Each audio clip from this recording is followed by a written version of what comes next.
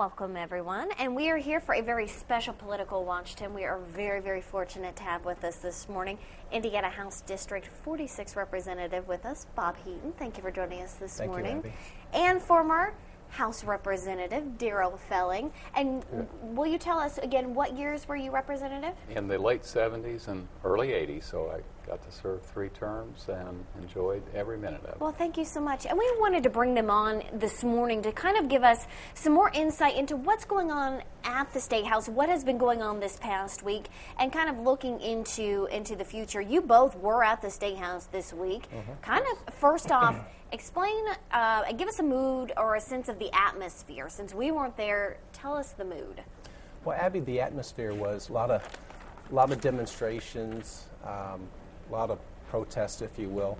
But I'm not saying that's quite common, but but I think it was basically peaceful. I mean, I talked to the people representing the unions, whether they were from the region or whether they were from Terre Haute, and probably 90-some% of them were very cordial. There was a few people that were a little on the aggressive side, maybe, but overall, it was very good, and I really appreciate the freedom that we have here, that they're able to do that, and to whatever issue it happens to be, whether you're for or against, anybody can come up there and voice their opinions in that way, and I appreciate that. And did you experience similar? Yes, I thought the level of civility was great, much unlike what I've seen in Wisconsin with the signs and the name calling. So Indiana's, I think, has kept the decorum at an appropriate level. Now, basically, this all kind of started with the right-to-work legislation, basically saying that workers could opt out of joining unions or wouldn't have to pay union dues, that kind of thing. The governor had said, you know, guys, I really don't want Democrats or Republicans to touch this session. We've got a lot of work to do. But Representative Heaton, I would kind of like to know from you, a Republican was the one who sponsored this bill. What are people from your side saying about that now? Are you kind of going, man, I wish you hadn't touched that? Yeah. Well, I tell you, I think there was 3 separate bills that pertain to right to work, and I believe Jerry Torr represented this one bill that we had before us. And this past Monday, it went through committee, and there was discussion. I couldn't get into the committee room because it was just packed, and there were people out in the hallway. But I watched the telecast of it, and people for that issue and against the issue. And it basically, in a nutshell, it went right down party lines to send it out of committee into second reading. And once you have it on second reading, you have it out there on the floor and discuss it. Everybody can hear the pros and cons of that issue. And unfortunately, we didn't get that far because the Democrats walked out, so we're at a stalemate right now. But you kind of wish that it hadn't been brought up altogether. Well, even though the governor said, I really don't want you to go there. Yeah, there was some discussion. I kind of thought it wasn't going to be brought up.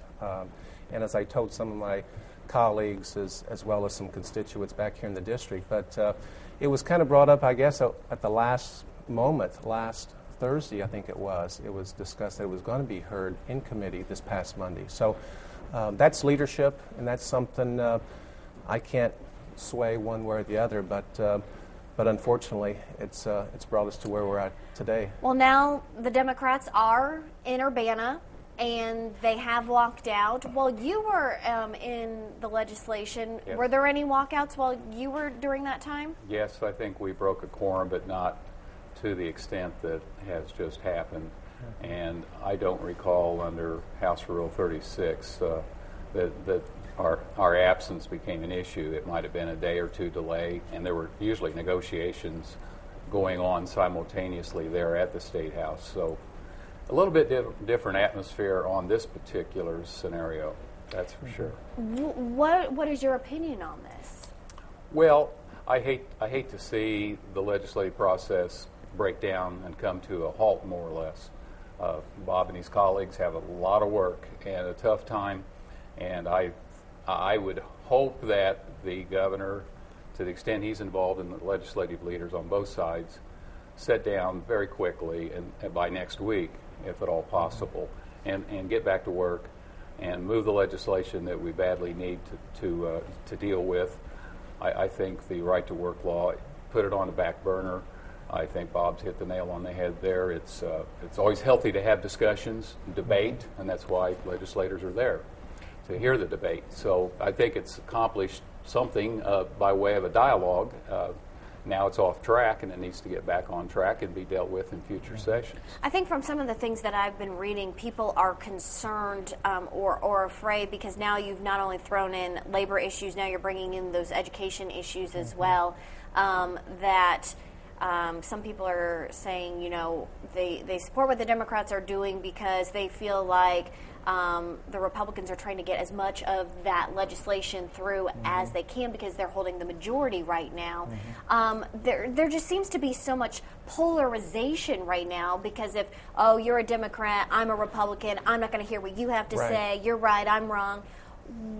Can you guys just compromise? That's, I think, what the just constituents just say. Why can't you talk about just these education issues are for the kids? Exactly right, Abby. You hit the nail on the head. It's about the kids. And unfortunately, again, you have issues on both sides. And what they've told me in the last several months to reach across the aisle and to meet the people, whether it's across the aisle or across the hallway. And have you tried to do that? And I have tried to do that, and absolutely. And there's some great people on the other side of the aisle and starting to develop friendships. Okay. And that's what you have to do. The unfortunate thing this past week, we had several bills that died, basically, as you can say. One bill was House Bill 1176. And what that would do, that would be to give more people, the retired teachers, retired public officials who have retired, that extra paycheck. And it was a cost of living paycheck, what it boils down to. In a lot of cases, it would be about $400 and some. But in that whole bill, there was $41 million in there that was going to be distributed out to the retirees throughout the state.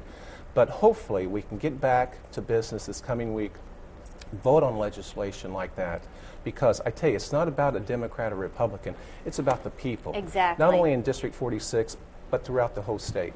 Well, thank you, gentlemen, so much for coming on this morning. We are so grateful that you came on very early this morning and provided some insight. Thank you so much, gentlemen. Thank you. Our pleasure. Thank you. And again, News 10 this morning. We'll be right back. Stay with us.